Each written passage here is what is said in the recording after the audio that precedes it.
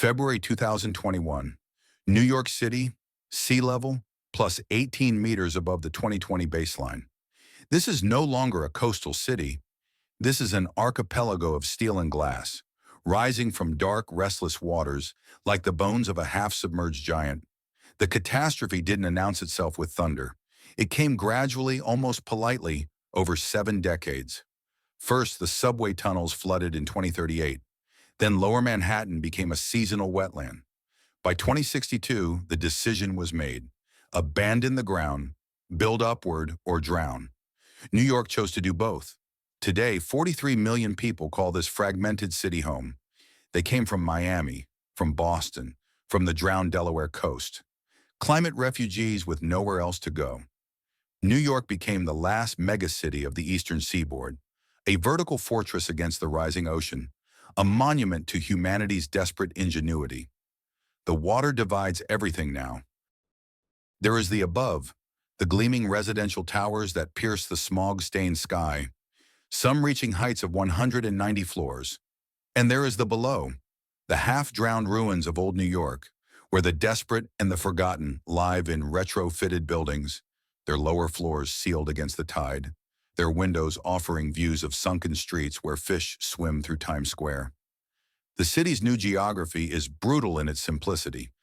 Manhattan is now 7 separate islands, connected by suspension bridges and sky tunnels. Brooklyn has become a maze of canals, its brownstones slowly crumbling into the East River's embrace. The Bronx clings to higher ground, but floods with every storm surge. Only the new towers, the vertical colonies as they're called, remain truly dry. Welcome to New York, 2100, the city that refused to die, even as the ocean claimed its streets. Transportation here is a study in adaptation. Ground-level roads exist only on the highest points of land, and even those flood during spring tides. Most movement happens in 3 dimensions now. The Aqua Rail system, a network of submersible trains running through reinforced tunnels 50 meters below the waterline, connects the major tower clusters.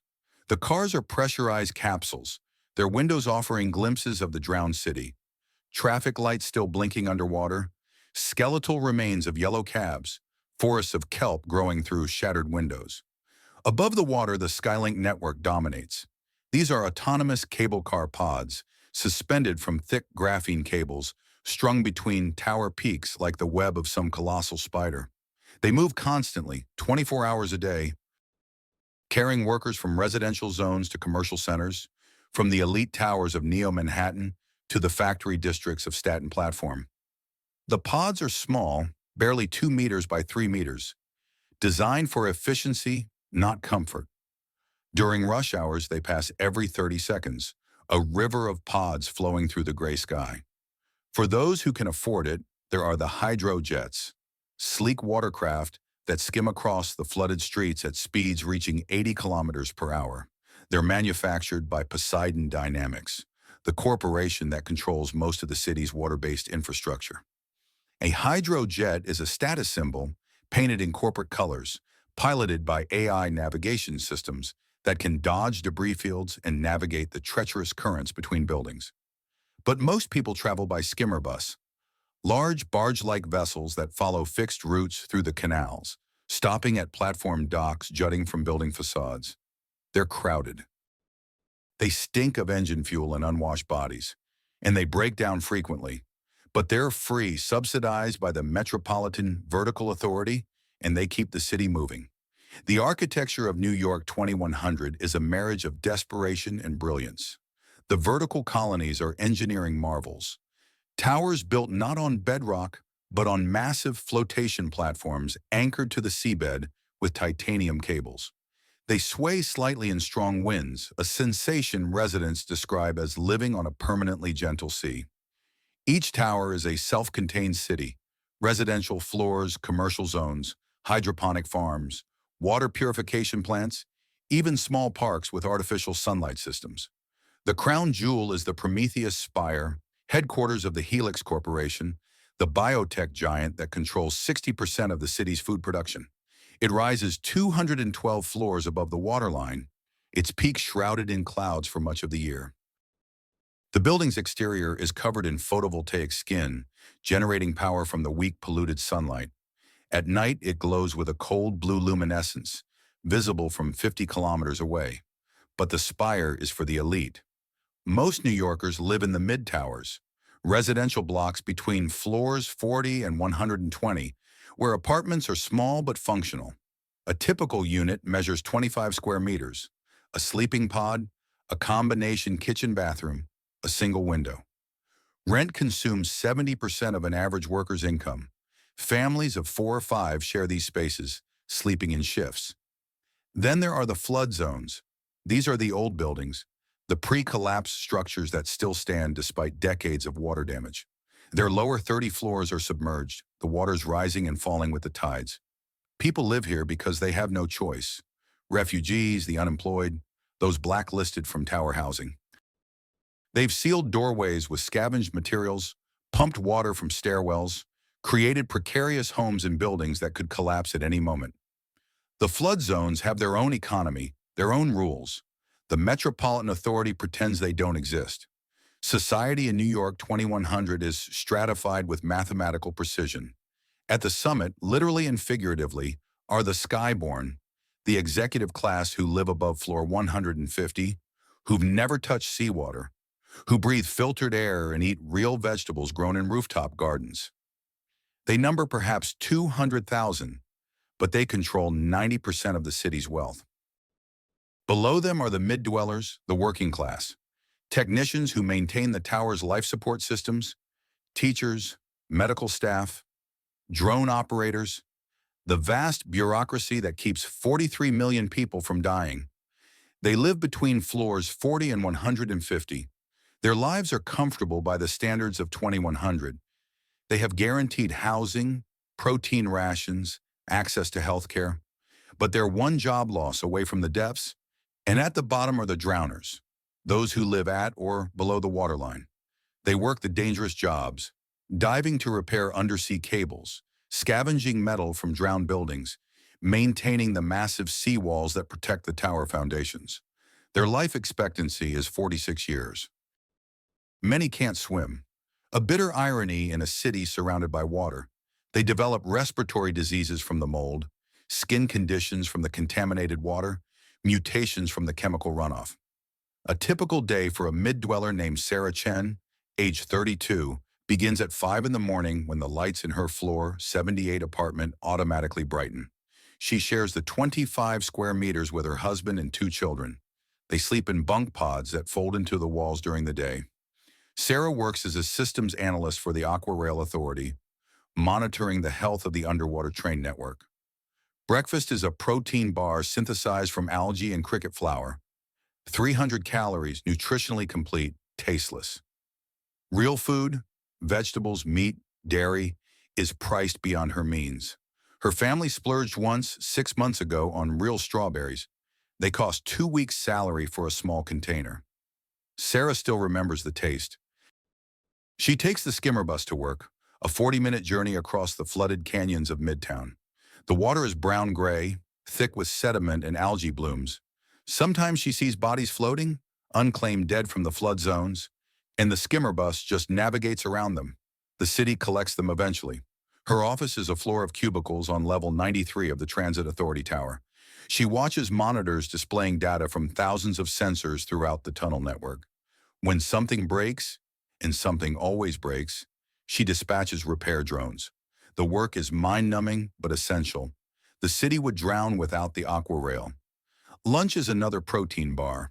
Dinner is mycoprotein stew, grown in vats on floor 35.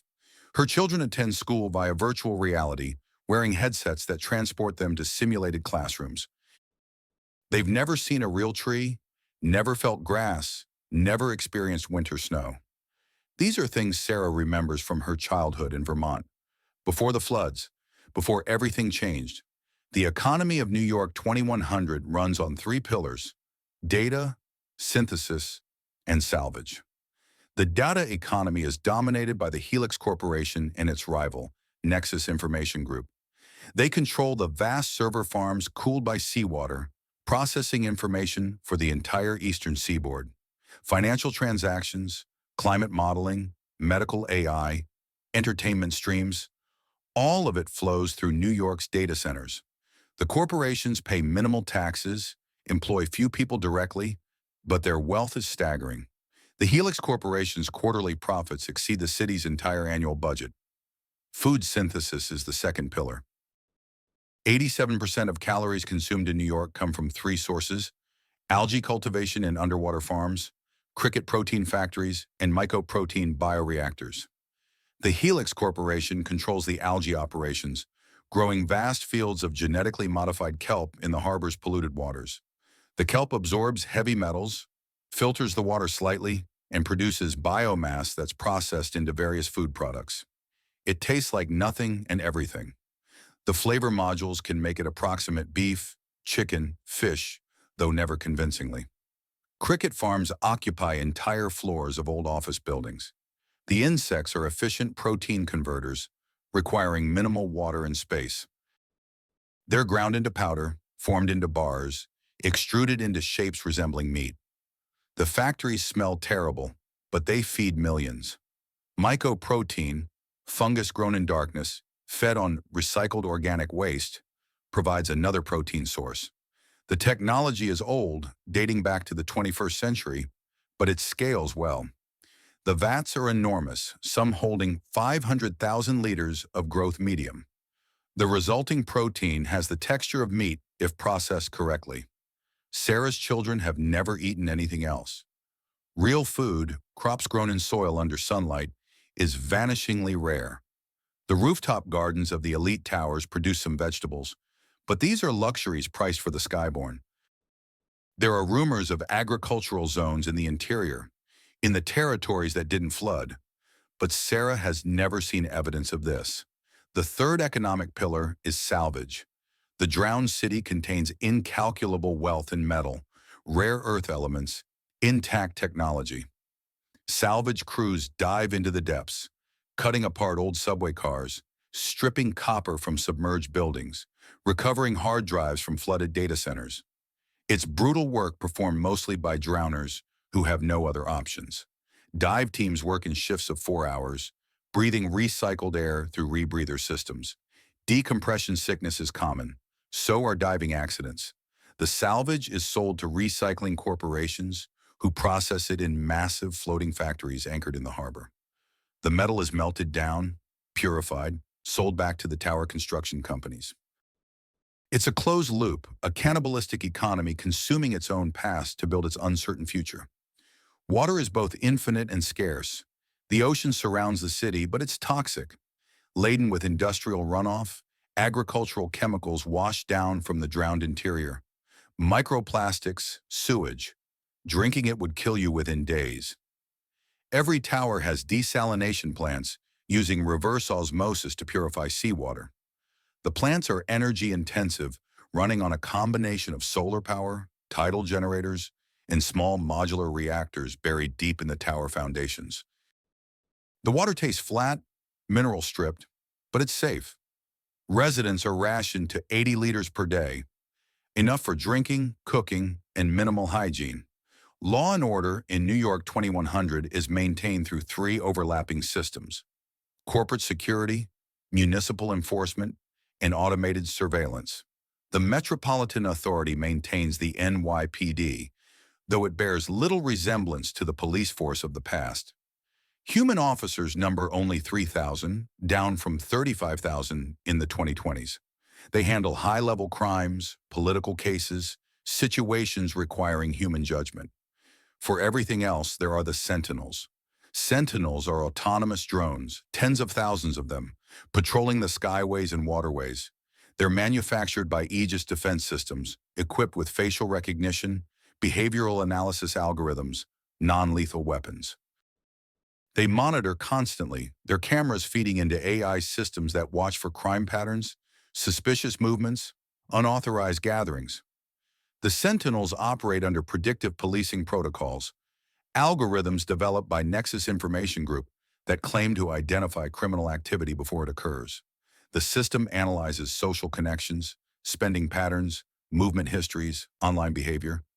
If the algorithm flags you as high risk, sentinels will follow you, interrogate you, potentially arrest you for crimes not yet committed. The civil liberties advocates who protested this in the 2050s are long dead or silent. Crime rates are officially low. The Metropolitan Authority reports that violent crime has decreased 82% since 2070.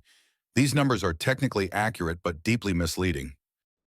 Most crime in New York 2100 happens in the flood zones, where sentinels rarely patrol, where the Metropolitan Authority doesn't collect statistics. Down there, survival is the only law. The corporate towers have their own security forces, private armies loyal to Helix, Nexus, Poseidon Dynamics, and the other major corporations. These forces are better equipped than the NYPD, with military-grade weapons, combat drones, even armored watercraft. They protect corporate assets, extract corporate employees from dangerous situations, and occasionally wage small wars against each other when business disputes escalate beyond boardroom negotiations. The justice system has been streamlined. Most cases are adjudicated by AI judges, algorithms that review evidence, assess witness testimony, and deliver sentences based on probability matrices. Human judges exist only for cases involving the skyborne elite, where the stakes are high enough to warrant human attention. For the average citizen, justice is algorithmic, swift, and final. Punishments have adapted to the city's geography. Minor offenses result in credit penalties, fines deducted from your digital wallet. Moderate crimes earn you labor conscription, forced work on maintenance crews, salvage operations, or waste processing for terms of weeks or months. Serious crimes result in exile. You're put on a boat and sent away from the city with a week's worth of rations. Where you go is your problem. The ocean surrounds New York, and most exiles are never heard from again. The death penalty exists, but is rarely used. The Metropolitan Authority prefers exile. It's cheaper and creates the comforting fiction that the condemned might survive somewhere else. Despite the surveillance, despite the sentinels, there are spaces of freedom. The flood zones operate outside the system. Down there, communities self-govern, creating their own rules, their own justice. Some areas are run by gangs, descendants of the old crime families that never truly disappeared. Other areas have developed something approaching democracy, with elected councils mediating disputes and organizing collective action. The most famous of these is the Red Hook Collective, a community of 12,000 people living in the half-submerged buildings of Brooklyn's Red Hook neighborhood. They've created a functioning micro-society, shared food production, collective defense, even schools for their children. The Metropolitan Authority tolerates them because they're self-sufficient and don't threaten the towers. Occasionally, journalists visit Red Hook to write breathless features about resilience and community spirit. Then they return to their mid-tower apartments and try to forget what they saw. There's also resistance, not organized rebellion, that would be crushed immediately, but small acts of defiance. Graffiti artists who tag corporate towers with phosphorescent paint that glows insults in the dark. Hackers who disrupt sentinel patrol patterns, creating brief windows of freedom. Smugglers who bring real food into the city, selling strawberries and tomatoes at prices that would shock the skyborn who eat them. The most persistent rumor is of the Tide Runners, a supposed organization that helps people escape the city, taking them by boat to settlements along the coast or to the interior territories. The Metropolitan Authority insists the Tide Runners are a myth, but too many people claim to know someone who left with them for it to be entirely fiction. The question that haunts New York 2100 is simple. How long can this last? The towers require constant maintenance. The seawalls need reinforcement as the ocean continues its patient assault. The power systems, the water purification, the food synthesis, all of it depends on complex technology and fragile supply chains. A major storm could devastate the city, a system failure could trigger cascading collapse, and the ocean keeps rising, not as fast as the catastrophic surges of the mid-century, but steadily, relentlessly. Current projections suggest another 5 meters by 2150. The towers can adapt, can add more floors, can raise their foundations. But the flood zones will drown completely, displacing millions who have nowhere to go but up into towers already overcrowded. Climate engineering projects offer hope to some. There's talk of orbital solar shields to reduce warming, of ocean fertilization to absorb carbon, of massive atmospheric processors to scrub greenhouse gases. The technology exists. The will and resources to deploy it at scale do not. The citizens of New York 2100 live with a peculiar form of apocalyptic fatalism. They know their city is temporary, that eventually the ocean will win, that the towers will fall, but tomorrow still comes, and there are children to feed, jobs to perform, lives to live. They persist because persistence is what humans do. On Sarah Chen's floor, 78 apartment wall, she's hung a photograph.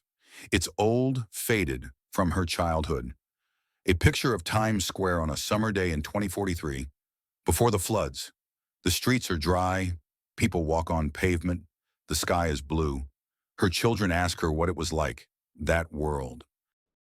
She tells them it was beautiful and doomed, that people knew what was coming and didn't act, that the city they drowned was magnificent and foolish in equal measure.